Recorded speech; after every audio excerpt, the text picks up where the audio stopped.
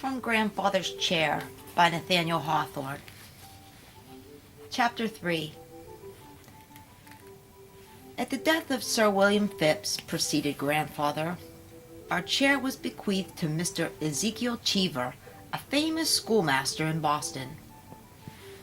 This old gentleman came from London in 1637 and had been teaching school ever since, so that there were now aged men, grandfathers like myself, to whom Master Cheever had taught their alphabet. He was a person of venerable aspect and wore a long white beard. Was the chair placed in his school? Asked Charlie. Yes, in his school, answered Grandfather, and we may safely say that it had never before been regarded with such awful reverence. No, not when the old governors of Massachusetts sat in it. Even you, Charlie, my boy, would have felt some respect for the chair if you had seen it occupied by this famous schoolmaster. And here Grandfather endeavored to give his auditors an idea how matters were managed in schools above 100 years ago. As this will probably be an interesting subject to our readers, we shall make a separate sketch of it and call it the old-fashioned school. Now, imagine yourselves, my children, in Master Ezekiel Cheever's schoolroom.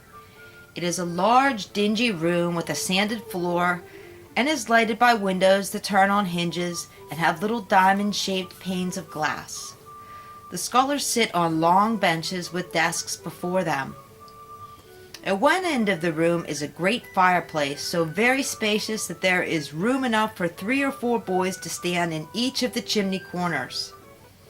This was the good old-fashioned of fireplaces, when there was wood enough in the forests to keep people warm without their digging into the bowels of the earth for coal.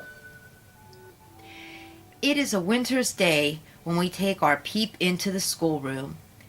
See what great logs of wood have been rolled into the fireplace, and what a broad, bright blaze goes leaping up the chimney. And every few moments a vast cloud of smoke is puffed into the room, which sails slowly over the heads of the scholars until it gradually settles upon the walls and ceiling. They are blackened with the smoke of many years already. Next, look at our old historic chair. It is placed, you perceive, in the most comfortable part of the room, where the generous glow of the fire is sufficiently felt without being too intensely hot. How stately the old chair looks, as if it remembered its many famous occupants. But yet we're conscious that a greater man is sitting in it now. Do you see the venerable schoolmaster, severe in aspect, with a black skull cap on his head like an ancient Puritan, and the snow of his white beard drifting down to his very girdle? What boy would dare to play or whisper, or even glance aside from his book while Master Cheever is on the lookout behind his spectacles? For such offenders, if any such there be, a rod of birch is hanging over the fireplace, and a heavy ferule lies on the master's desk. And now school is begun. What a murmur of multitudinous tongues, like the whispering leaves of a wind-stirred oak, as the scholars con over their various tasks. Buzz, buzz, buzz. Amid such a murmur has Master Cheever spent above 60 years, and long habits have made it as pleasant to him as the hum of a beehive when the insects are busy in the sunshine. Now a class in Latin is called to recite. Forth steps a row of queer-looking little fellows wearing square-skirted coats and small coats with buttons at the knee. They look like so many grandfathers in their second childhood. These lads are sent to Cambridge and educated for the learned professions. Old Master Cheever has lived so long and seen so many generations of schoolboys grow up to be men that now he can almost prophesy what sort of man each boy will be. One urchin shall hereafter be a doctor and administer pills and potions and stalk gravely through life perfumed with asophidia. Another shall wrangle at the bar and fight his way to wealth and honors, and his declining age shall be worshipful member of his Majesty's council. A third, and he is the master's favorite, shall be a worthy successor to the old Puritan ministers now in their graves. He shall preach with great unction and effect, and leave volumes of sermons in print and manuscript for the benefit of future generations. But as they are merely schoolboys now, their business is to construe Virgil. Poor Virgil, whose virtues, which he took so much pains to polish, have been misscanned and misspared and misinterpreted by so many generations of idle schoolboys. There, sit down, ye Latinists. 2 or 3 of you, I fear, are doomed to feel the master's furor. Next comes a class in arithmetic. These boys are to be merchants, shopkeepers, and mechanics of a future period. Hitherto they have traded only in marbles and apples. Hereafter, some will send vessels to England for broadcloths and all sorts of manufactured wares, and to the West Indies for sugar and rum and coffee. Others will stand behind counters and measure tape and ribbon and cambric by the yard. Others will upheave the blacksmith's hammer, or drive the plane over the carpenter's bench, or take the lapstone and the awl and learn the trade of shoemaking. Many will follow the sea and become bold, rough sea captains. This class of boys, in short, must supply the world with those active, skillful hands and clear, sagacious heads, without which the affairs of life would be thrown into confusion by the theories of studious and visionary men. Wherefore teach them their multiplication table, good Master Cheever, and whip them well when they deserve it, for much of the country's welfare depends on these boys. But alas, while we have been thinking of other matters, Master Cheever's watchful eye has caught 2 boys at play. Now we shall see awful times. The 2 malefactors are summoned before the master's chair, wherein he sits with the terror of a judge upon his brow. Our old chair is now a judgment seat. Ah, Master Cheever has taken down that terrible birch rod. Short is the trial, the sentence quickly passed, and now the judge prepares to execute it in person. Thwack, thwack, thwack. In these good old times, the schoolmaster's blows were well laid on. See, the birch rod has lost several of its twigs, and will hardly serve for another execution. Mercy on us, what a bellowing the urchins make! My ears are almost deafened, through the clamor comes through the far length of 150 years. There, go to your seats, poor boys, and do not cry, sweet little Alice, for they have ceased to feel the pain a long time since. And thus the forenoon passes away. Now it is 12 o'clock. The master looks at his great silver watch, and then with tiresome deliberation puts the ferule into his desk. The little multitude await the word of dismissal with almost irrepressible impatience. You are dismissed, says Master Cheever. The boys retire, treading softly until they have passed the threshold, but fairly out of the schoolroom. Lo, what a joyous shout! What a scampering and trampling of feet! What a sense of recovered freedom expressed in the merry uproar of all of their voices! What care they for the ferule and birch rod now? Are boys created merely to study Latin and arithmetic? No, the better purposes of their being are to sport, to leap, to run, to shout, to slide upon the ice, to snowball. Happy boys, enjoy your playtime now, and come again to study and to feel the birch rod and the ferule tomorrow. Not till tomorrow, for today is Thursday lecture, and ever since the settlement of Massachusetts, there has been no school on Thursday afternoons. Therefore sport, boys, while you may, for the morrow cometh with the birch rod and the ferule, and after that another morrow with troubles of its own. Now the master has set everything to rights, and is ready to go home to dinner. Yet he goes reluctantly. The old man has spent so much of his life in the smoky, noisy, buzzing schoolroom that when he has a holiday he feels as if his place were lost, and himself a stranger in the world. But forth he goes, and there stands our old chair, vacant and solitary till good Master Cheever resumes his seat in it tomorrow morning. "Grandfather," said Charlie, "I wonder whether the boys did not use to upset the old chair when the schoolmaster was out."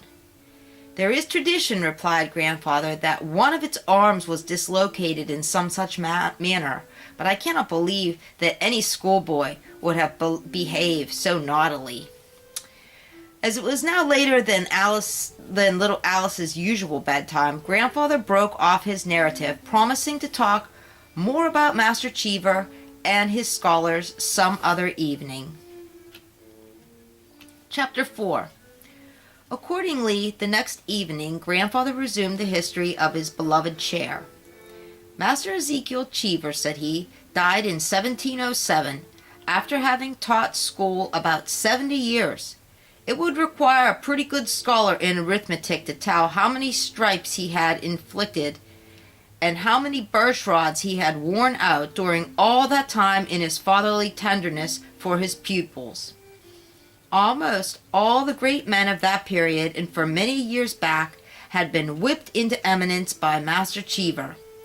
Moreover, he had written a Latin accidence which was used in schools more than half a century after his death, so that the good old man, even in his grave, was still the cause of trouble and stripes to idle schoolboys." Grandfather proceeded to say that when Master Cheever died, he bequeathed the chair to the most learned man that was educated at his school or that had ever been born in America.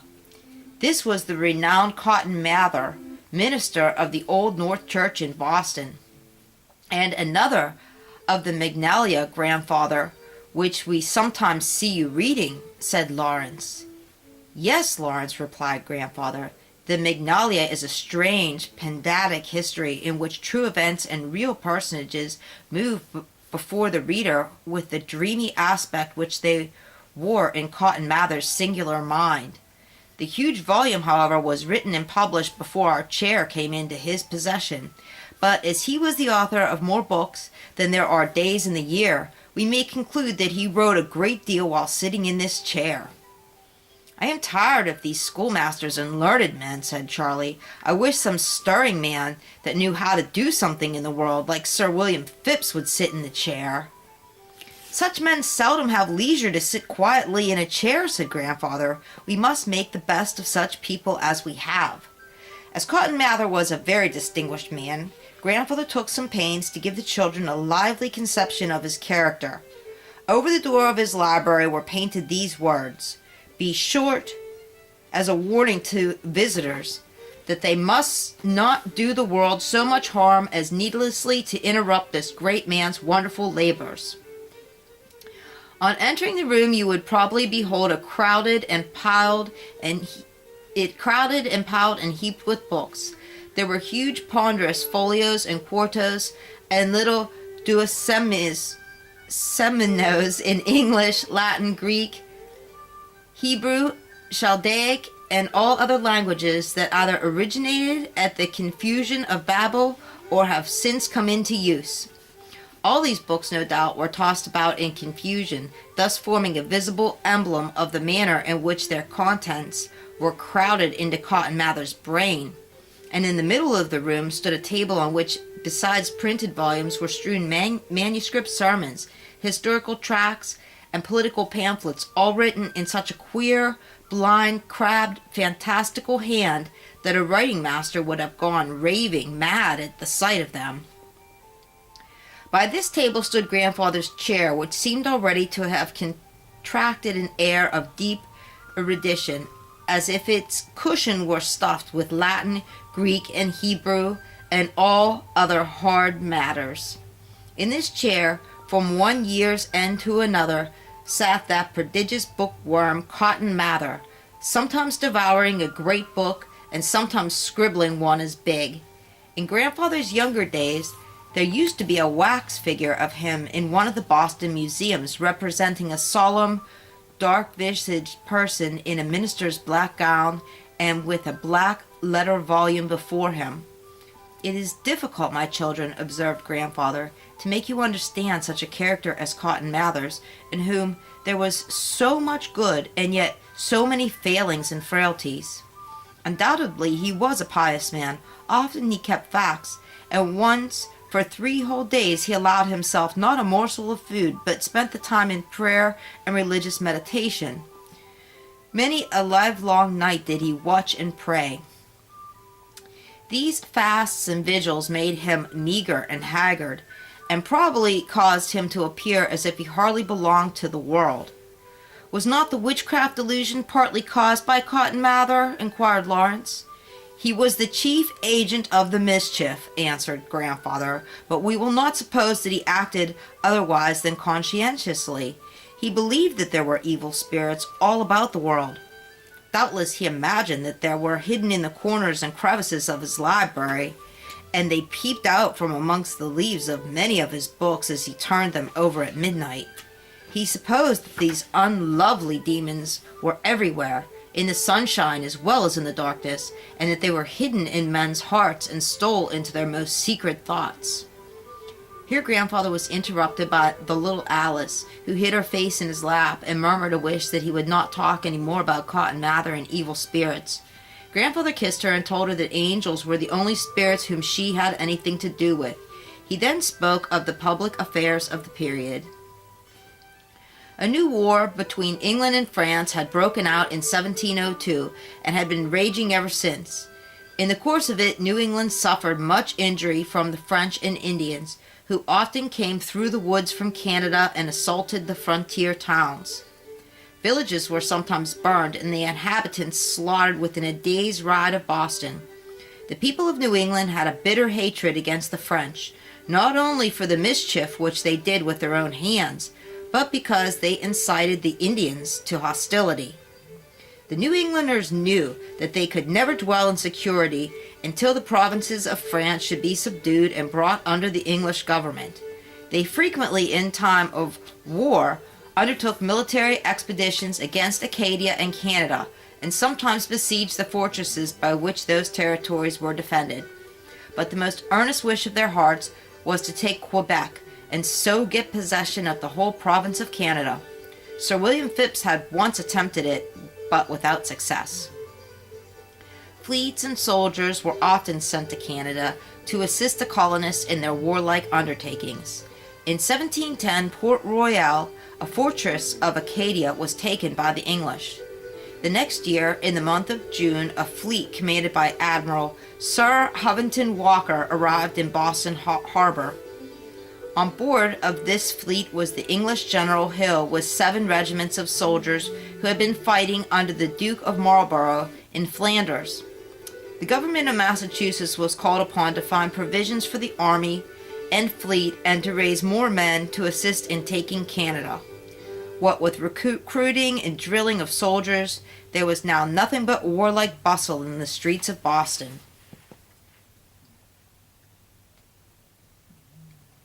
The drum and the fife, the rattle of arms, and the shouts of boys were heard from morning till night. In about a month the fleet set sail, carrying 4 regiments of New England and New York, besides the English soldiers. The whole army amounted to at least 7,000 men. They steered for the mouth of the River St. Lawrence. Cotton Mather prayed most fervently for their success, continued Grandfather, both in his pulpit and when he kneeled down in the solitude of his library, resting his face on our old chair. But Providence ordered the result otherwise. In a few weeks tidings were received that 8 or 9 of the vessels had been wrecked in the St. Lawrence, and that above 1,000 drowned soldiers had been washed ashore on the banks of that mighty river. After this misfortune, Sir Hovington Walker set sail for England, and many pious people began to think it a sin even to wish for the conquest of Canada. "I would never give it up so," cried Charlie. "Nor did they, as we shall see," replied Grandfather. However, no more attempts were made during this war, which came to a close in 1713. The people of New England were probably glad for some repose, for their young men had been made soldiers till many of them were fit for nothing else, and those remained at home had been heavily taxed to pay for the arms, ammunition, fortification, and all the other endless expenses of a war. There was great need of the prayers of Cotton Mather and all the pious men, not only on account of the sufferings of the people, but because the old moral and religious character of New England was in danger of being utterly lost. How glorious it would have been, remarked Lawrence, if our forefathers could have kept the country unspotted with blood. Yes, said Grandfather, but there was a stern, warlike spirit in them from the beginning. They seem never to have thought of questioning either the morality or piety of war. The next event, which Grandfather spoke of, was one that Cotton Mather, as well as most of the other inhabitants of New England, heartily rejoiced at. This was the accession of the Elector of Hanover to the throne of England in 1714 on the death of Queen Anne. Hitherto the people had been in continual dread that the male line of the Stuarts, who were descended from the beheaded King Charles and the banished King James, would be restored to the throne. In that case, as the Stuart family were Roman Catholics, it was supposed that they would attempt to establish their own religion throughout the British dominions. But the Elector of Hanover and all of his race were Protestants, so that now the descendants of the old Puritans were relieved from many fears and disquietudes. The importance of this event, observed Grandfather, was 1,000 times greater than that of the presidential election in our own days. If the people dislike their president, they may get rid of him in 4 years, whereas a dynasty of kings may wear the crown for an unlimited period. The German elector was proclaimed king from the balcony of the townhouse in Boston by the title of George I, while the trumpets sounded and the people cried Amen. That night the town was illuminated, and Cotton Mather threw aside the book and pen and left Grandfather's chair vacant, while he walked hither and thither to witness the rejoicings.